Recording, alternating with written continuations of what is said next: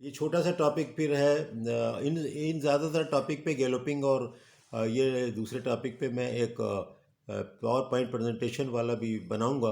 लेकिन चूंकि लोगों ने सवाल पूछा था तो मैंने कहा इनको जल्दी जल्दी कवर कर दूं। एक और टर्म होती है फ्लूटर, हम उसको कहते हैं, यानी FLUTTER।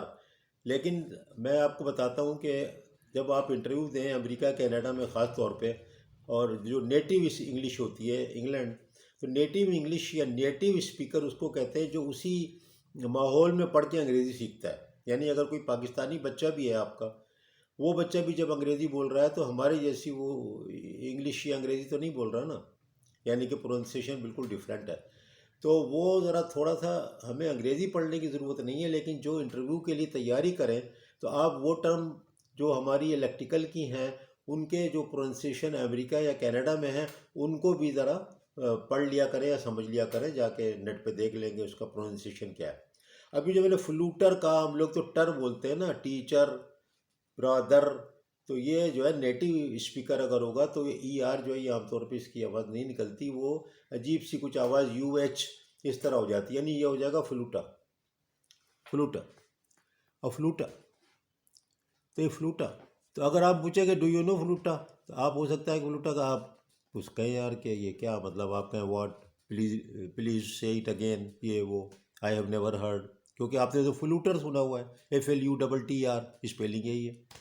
तो मेरी ये भी एक वो है, मैं चूँकि टीचर भी हूँ, वहाँ मैंने काम भी किया, अमेरिका में भी किया और पढ़ाया भी, और वहाँ के स्टूडेंट को भी पढ़ाया, मैथ वहाँ पर पढ़ाता हूँ, तो मुझे पता है ना क्या डिफ़िकल्टी होती है मैथ पढ़ाने में, कि जब तक कि उनकी अपनी इंग्लिश ना बोलो उस तरीके से, मुंह को टेढ़ा करके, तो फिर वो बच्चे वहाँ के जिनको मैं पढ़ाता हूँ 10 और 11 जमात 12 जमात, वो 12 13 14 15 साल, तो वो फिर नहीं समझते, वो तो अपनी अंग्रेज़ी और फिर अपने मुहावरे और अपने इसी तरह आधा बोलते हैं। तो ये फ्लूटा करके आपसे पूछा जा सकता है, यानी FLUTUH, इस तरह का बनेगा प्रोनाउंसिएशन। ये कोई ख़ास बात नहीं है, ये वही बात है जो गैलपिंग, वही बात है जो डांसिंग, इसकी सिर्फ फ्रीक्वेंसी ज़्यादा होती है, रीज़न वही होते हैं।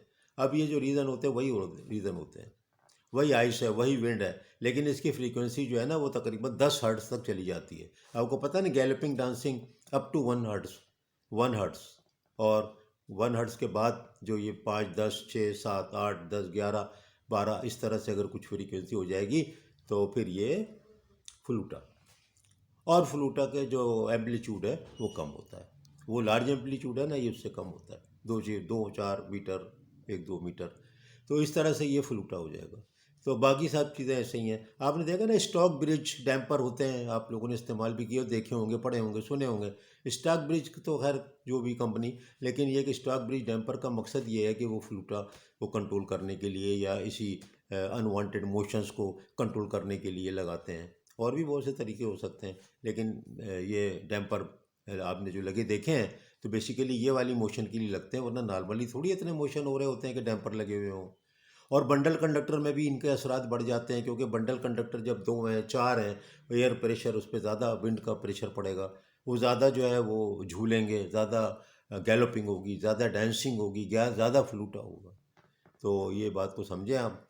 और ये मैंने इस पर छोटी छोटी ये 3 4 4 मिनट की वीडियो कर दी। अब एक कंबाइंड पावर प्रेजेंटेशन टाइप मैं बना दूंगा, लेकिन अभी फ़िलवक्त जिन्होंने मुझसे जो स्टूडेंट या इंजीनियर्स जो हैं बहुत ज़्यादा दिलचस्पी लेते हैं, तो मैं कोशिश करता हूँ कि उनका जवाब जो है बजाय वहाँ पर छोटा सा लिखूँ, उनका जवाब जो है बाकायदा समझा दूँ।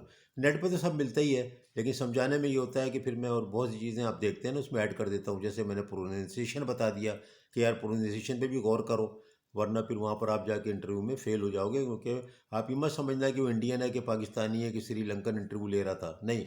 अगर वो नेटिव हो चुका है, यानी वो वहाँ पर है 30 साल से, और 12 साल की उम्र में आ गया था, 9 साल की उम्र में आ गया था, और अगर 15 साल की उम्र में आ गया था, तो वो वहाँ के प्रोनाउंसिएशन से वाकिफ़ है, वैसे ही बोलेगा।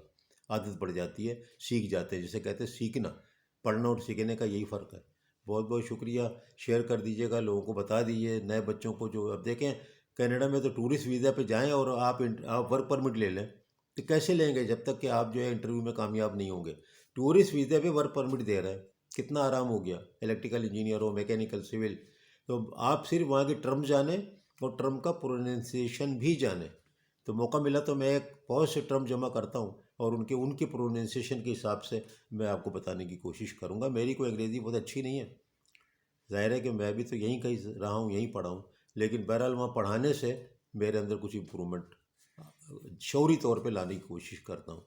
लेकिन इंटरव्यू पास करने के लिए ज़रूरी है कि वहाँ का प्रोनाउंसिएशन भी सीखें। बहुत शुक्रिया। अस्सलाम वालेकुम।